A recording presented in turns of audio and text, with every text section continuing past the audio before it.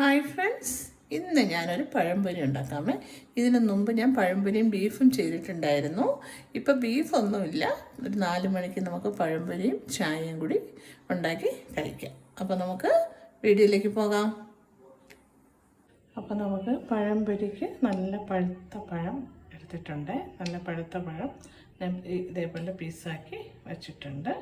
ഇനി നമുക്ക് വേണ്ടത് ഞാൻ കുറച്ച് ഒരു മൈദ എടുത്തിട്ടുണ്ട്, കുറച്ച് ഗോതമ്പ് മാവ് എടുത്തിട്ടുണ്ട്, ലേശം മഞ്ഞൾപ്പൊടി, ഒരു 1/2 സ്പൂൺ ജീരകപ്പൊടി, പിന്നെ ലേശം സോഡാപ്പൊടി കൂടുതൽ ഇടില്ല. എന്നാലും ഞാനൊരു ശകലം എടുത്തിട്ടുണ്ട്. എണ്ണ കുടിക്കും, എന്നാലൊരു ചെറിയൊരു മുരുമുരായിരിക്കും.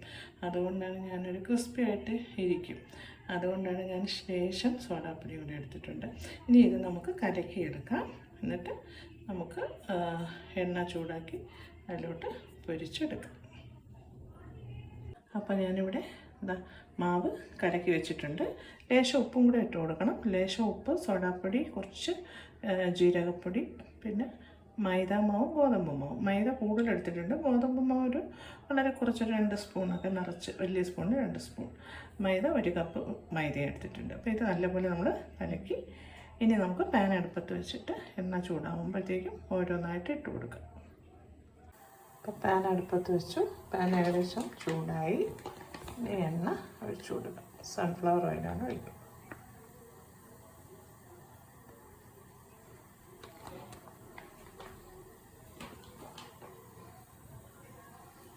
എണ്ണ ചൂടായതിന് ശേഷം നമുക്ക് ഓരോന്നായിട്ട് ഇട്ട് കൊടുക്കാം.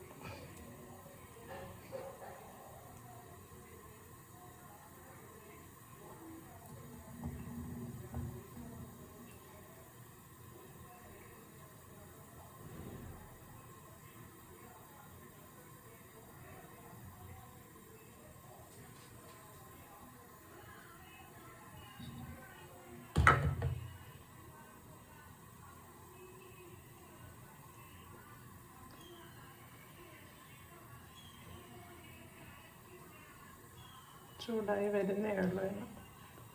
നല്ലപോലെ എണ്ണ ചൂടാവട്ടെ.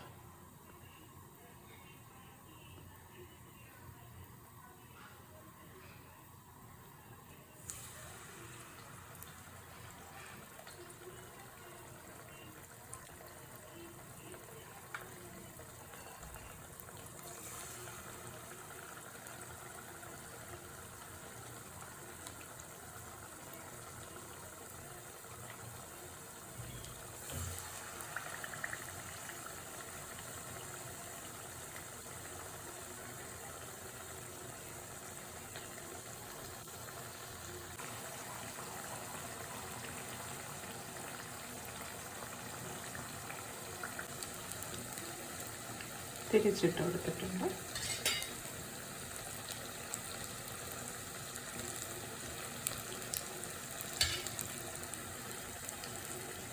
പഴംപൊരിയുടെ കൂടെ തന്നെ ചായയും കൂടെ വെച്ചിട്ടുണ്ട്.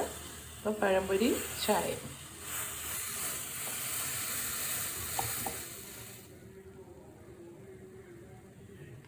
മുമ്പ് ഞാൻ പഴംപൊരിയും ബീഫും ചെയ്തിട്ടുണ്ടായിരുന്നു. അപ്പോൾ ബീഫില്ല, ഇതോടെ ചായ.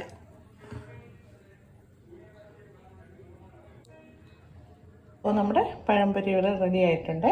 അതിൻ്റെ കൂടെ തന്നെ ചായയും കൂടി ഞാൻ ഇട്ടു.